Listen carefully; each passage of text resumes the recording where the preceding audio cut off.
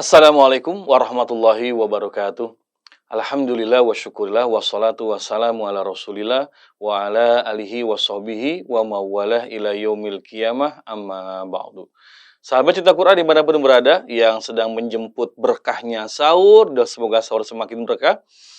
Semoga di hari ini ibadah kita menjadi ibadah yang Allah terima, kita diberikan semangat dan senantiasa istiqomah mengerjakan rangkaian ibadah di bulan yang penuh dengan ampunan dari Allah Subhanahu wa Ta'ala.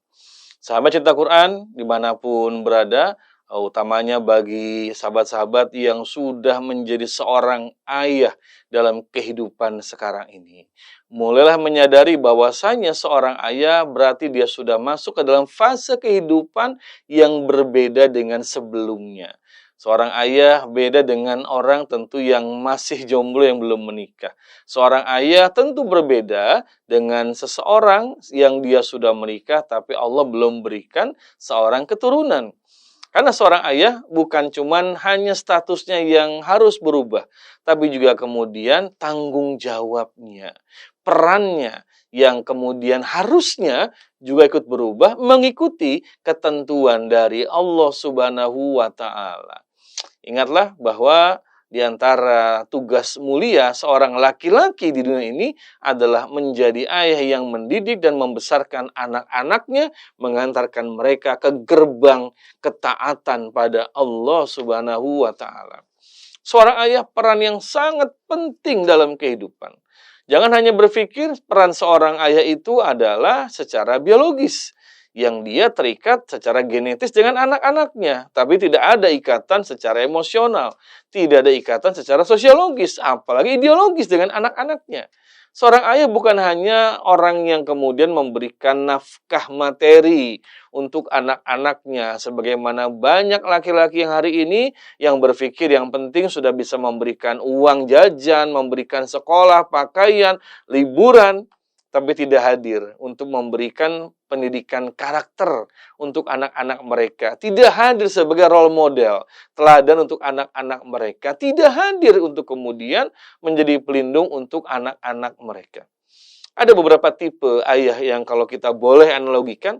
Pertama, ada ayah yang tipenya ini tipe cuek, yang dia nggak peduli dengan apapun yang anaknya lakukan. Yang penting dia kemudian sudah punya anak. Tapi anaknya mau berbuat apapun, dia biarkan begitu saja. Ini ayah yang paling parah ini. Yang kedua, ada yang tipikal ATM. Apa itu? Hanya memberikan uang saja. Memberikan kebutuhan materi pada anak saja. Hanya memberikan juga hal-hal yang bersifat fisik pada anak saja. Karena dia pikir bahwa tugas seorang ayah bekerja cari nafkah, ya nafkah itu nanti diberikan untuk anaknya. Tapi dia tidak hadir di dalam kemudian masalah-masalah anak, membantu menjadi solving problem, memberikan solusi untuk anak-anaknya. Ada ayah yang juga tipikal security. Apa ini? Yaitu ayah yang dia hanya bisa memberikan perintah dan marah-marah pada anaknya. Hanya kemudian bisa menegur, hanya kemudian bisa memarahi, bahkan mencari-cari kesalahan anak, dan bukan sebagai seorang pendidik untuk anak-anak. Maka mudah-mudahan sahabat cinta Quran tidak termasuk ya dalam tipikal yang ini. Kenapa? Karena bukan itu yang diberikan panduannya oleh Al-Quran. Bukan itu yang diberikan panduannya oleh Nabi kita Muhammad SAW. Seorang ayah di dalam agama kita, dia tentu yang pertama ada keterikatan secara biologis. Maka dalam Islam ada syariat pernikahan untuk menjaga kebersihan nasab. Anak-anaknya ini tersambung betul dengan ayahnya. Islam mengharamkan perzinahan. Bahkan zina dikategorikan dosa yang besar.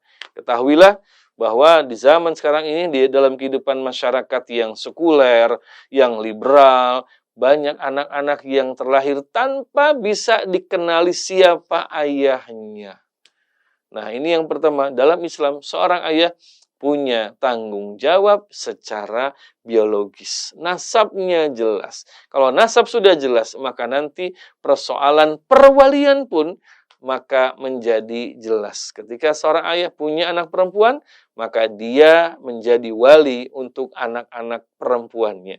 Ketika nanti anak perempuannya dinikahi seorang laki-laki, maka sang ayahlah yang menjadi wali untuk anak perempuannya mengantarkan menuju jenjang pernikahan. Ini yang pertama, seorang ayah harus punya tanggung jawab secara biologis. Binnya jelas, bahkan bukan hanya di dunia, Nabi ingatkan bahwasanya kalian, wahai para ayah, akan dipanggil dengan nama anak kalian di hari kiamat. Innakum tud'auna yaumal kiamati bi asma'ikum wa asma'i abaikum. Nabi mengingatkan kalian akan dipanggil nanti dengan nama kalian dan nama bapak kalian. Para ayah, tidak bisa Anda menghindar nanti dari panggilan Allah di yaumul akhir. Maka seorang ayah haram hukumnya kemudian menolak nasab yang sudah jelas-jelas ada pada anaknya. Yang kedua, seorang ayah punya tanggung jawab secara materi. Di dalam Al-Quran, juga di dalam keterangan disampaikan baginda Nabi SAW, bahwa ayah punya tanggung jawab memberikan nafkah kepada istri-istrinya, kepada ibu dari anak-anak mereka, dan juga kepada anak-anak mereka.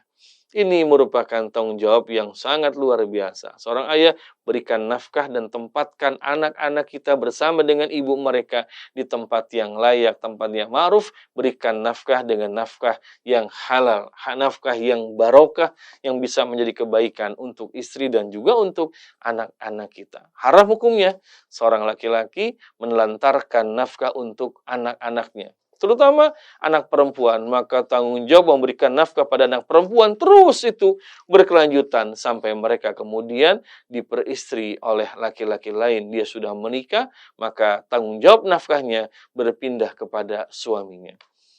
Zaman sekarang tidak jarang ayah yang kemudian melepaskan tanggung jawab nafkah ini dari anak-anaknya. Dengan alasan karena sudah berpisah dengan ibunya, karena sudah tidak lagi bersama dengan istrinya, maka kemudian anak-anaknya ini tidak diberikan nafkah pada mereka masih anak-anak kecil, apalagi anak perempuan. Ayah tidak sedikit yang berlepas tangan tidak memberikan nafkah kepada anak-anaknya. Pahamilah bahwa ini merupakan tindakan dosa, hal yang tidak Allah ridhai dan akan menjadi pertanggungjawaban yang sangat berat nanti di yaumul akhir. Ini yang kedua, para ayah, maka jaga nafkah yang terbaik untuk anak-anak kita. Memberikan makanan, pakaian, tempat tinggal, termasuk juga memberikan sarana yang lain. Yang ketiga, para ayah punya kewajiban untuk menjadi seorang pendidik untuk anak-anaknya. Kita yang laki-laki, banyak yang mindsetnya sudah kemudian keliru. Yang berpikir bahwasanya pendidikan anak itu tanggung jawab istri kita, tanggung jawab perempuan. Dengan menyalahkan perkataan ulama al-ummu madrasatul ula, ibu adalah sekolah yang pertama, mereka lupa di dalam Al-Quran itu banyak ayat-ayat yang menceritakan yang menjadi kewajiban seorang ayah dalam mendidik anak-anaknya. Bukalah surat Luqman, bagaimana Luqmanul Hakim, seorang bapak yang saleh, dia memberikan nasihat kepada anaknya dalam masalah akidah, dalam masalah ibadah, dalam masalah akhlak. Maka Luqman memberikan nasihat yang luar biasa untuk anak-anaknya. Atau bagaimana juga misalnya Nabi Yakub alaihissalam memberikan wejangan kepada putranya Yusuf. Juga bagaimana Nabi Ibrahim alaihissalam memberikan juga bimbingan kepada putranya Ismail. Dan masih banyak lagi kisah-kisah yang kalau kita ungkap dalam Al-Quran, itu menggambarkan ayah adalah pendidik untuk anak-anak mereka. Bahkan seorang ulama besar, Imam Ibnu Qayyim al-Jauzi, mengatakan jika sekiranya ada anak yang bermasalah, maka yang harus disalahkan adalah siapa? Ayah mereka, begitu. Ini menggambarkan betapa besarnya peran ayah dalam pendidikan anak, baik itu anak laki-laki maupun anak perempuan. Banyak riset di Amerika Serikat yang menunjukkan bahwa ternyata ketidakhadiran ayah dalam kehidupan anak-anak, ketidakikutsertaan ayah dalam mendidik anak-anak mereka, itu berdampak pada tumbuhnya karakter antisosial, kekerasan, minim kasih sayang, dan sebagainya. Ternyata ada korelasi yang sangat erat sekali hubungan antara kehadiran ayah dengan perkembangan karakter yang positif untuk anak-anak mereka. Apalagi di dalam agama kita, ayah sudah diberikan tanggung jawab yang sangat besar. Bukan dalam Al-Quran, kita akan dapati banyak ayat-ayat Al-Quran yang memerintahkan dan menceritakan pada kita peran ayah dalam pendidikan anak-anak mereka. Sahabat-sahabat cinta Quran, dimanapun berada, di tengah berkahnya sahur, dan sahur yang penuh dengan keberkahan, terutama para ayah, maka di poin yang ketiga ini, perhatikan bagaimana selama ini sikap kita pada anak-anak kita. Nabi Muhammad SAW adalah sosok yang sering hadir dalam kehidupan anak-anak, baik putra-putri beliau, cucu-cucu beliau, maupun termasuk anak-anak para sahabat atau mereka. Nabi hadir di hadapan para sahabat yang masih anak-anak. Nabi bermain bersama mereka, memberikan hiburan pada mereka, dan juga Nabi senantiasa membimbing mereka. Bagaimana Nabi SAW sering mendoakan salah seorang anak yang juga merupakan kerabat beliau, yaitu Abdullah bin Abbas anhuma, dengan mendoakan Allahumma faqih fid din wa alimhu ta'wila. Ya Allah, jadikanlah dia, Abdullah bin Abbas ini faqih dalam urusan agama, pandai dalam urusan agama, dan ajarkanlah ta'wil Al-Quran kepada dia. Dan Nabi juga sering ketika membonceng Abdullah bin Abbas yang masih anak-anak pada waktu itu, memberikan tausiah 1-2 kepada Abdullah bin Abbas, sangat berkesan ke dalam jiwa Abdullah bin Abbas. Dan doa Nabi kemudian diijabah oleh Allah, sehingga ketika remaja, Abdullah bin Abbas sudah menjadi salah seorang sahabat yang kampiun, yang luar biasa di dalam agama, bahkan mengalahkan para sahabat yang sudah veteran. Inilah peran seorang ayah, seorang dewasa terhadap anak-anak, terhadap juniornya itu. Jadi para ayah sempatan waktu berdialog dengan anak-anak, kemudian memberikan tausiah, ya tidak usah panjang-panjang, tapi berikan arahan, nasihat, dan doakan mereka, agar mereka senantiasa menjadi anak-anak yang soleh, yang lebih baik dibandingkan dengan kita, orang tuanya. Ini yang ketiga. Yang keempat, sahabat cinta Quran, dimanapun berada, peran ayah adalah kemudian menjadi role model, teladan untuk anak-anak mereka. Karena ayah itu dia ada di garda paling depan. Ayah itu kemudian ada di barisan terdepan yang akan dilihat oleh anak-anaknya. Ayah pemimpin dalam rumah tangga yang memimpin ibu mereka, yang memimpin mereka juga sebagai anak-anaknya.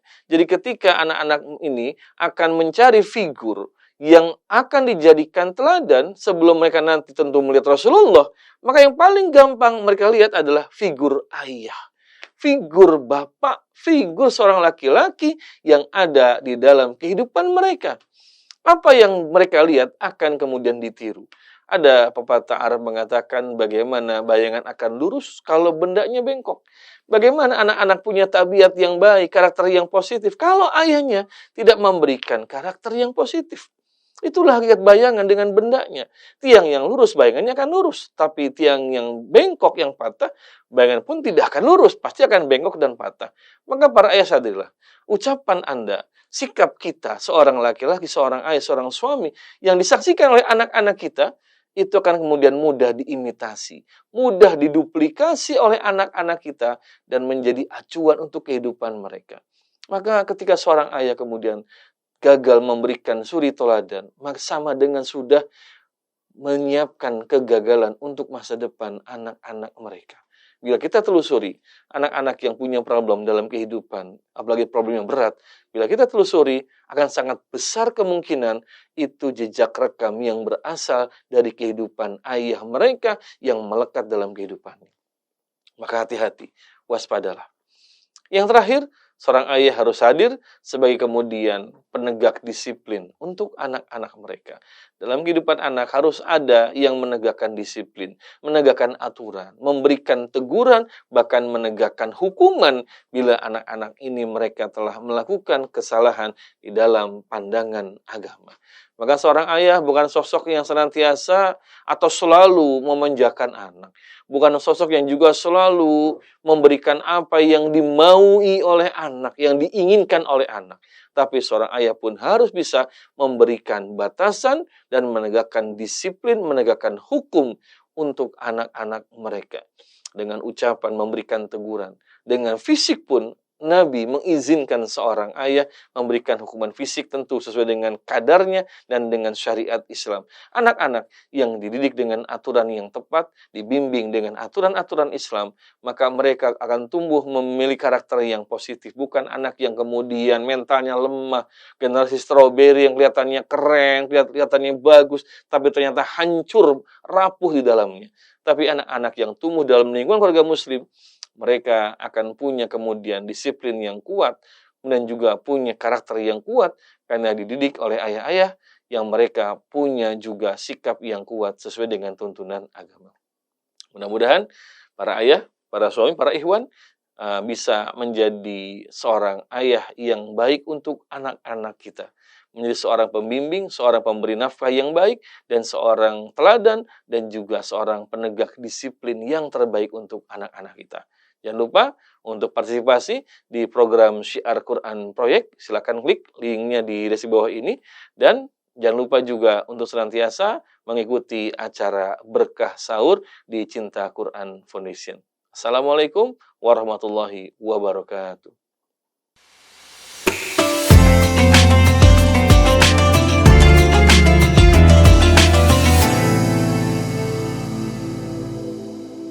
Asyhadu Asyhadu alla alla ilaha ilaha illallah illallah Ashhadu anna Muhammadan Rasul Allah. Indonesia menjadi titik awal permulaan dakwah ini. Loh, tadinya haram kok jadi harum? Tadinya harum kok jadi haram? Bingung. Sepanjang 2023, 130.055 orang telah mengikuti kajian keislaman. 130.000 orang telah terbebas dari buta aksara Quran. 206.725 kali bimbingan bersama Cinta Quran Call. 118.603.364 tayangan Cinta Quran TV telah menginspirasi, serta 12.805 mustahik terbantu oleh zakat 100%. 136.685 orang menerima bantuan kemanusiaan dari donation. 5.685 layanan kesehatan tersalurkan melalui Rumah Singgah Al-Fatih, dan 16.237 orang menerima manfaat dari Amazing Kurban. Tak hanya itu, penduduk dunia lainnya juga turut merasakan manfaat dari syiar Quran ini. Syiar dakwah ini dapat meluas karena dukunganmu. Annyeonghaseyo, nama saya Hanzahlah dari Korea Selatan. Halo Leute, ich bin Haramita, ich wohne jetzt in Berlin, Deutschland. Nama saya Ina Kumala, saya tinggal di Australia. Saya Paulina dari Hong Kong. Alhamdulillah dengan program Cinta Quran Call, Belajar Al-Quran menjadi begitu mudah dan kapanpun. Mari berbagi lebih banyak jejak kebaikan dengan menghantar hidayah Quran ke penduduk bumi lainnya, hingga pesan cinta itu dapat menjadi penyejuk dahaga bagi saudara-saudara kita dan bekal terbaik untuk pulang dengan bahagia.